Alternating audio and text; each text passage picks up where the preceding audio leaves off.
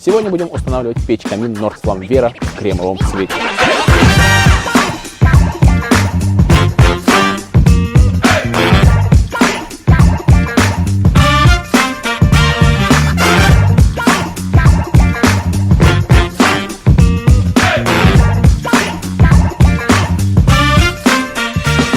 Из опций у него получается всего 3. Вторичный дожик, регулировка подачи на первичный дожик и опция чистое стекло. Больше, в принципе, и не требуется. Самый главный критерий для печей длительного горения и эффективных печей с высоким КПД – это наличие вторичного дожика. Без этой опции говорить о каком-то эффективном камине просто бессмысленно. Вы посмотрите, как красиво горит пламя.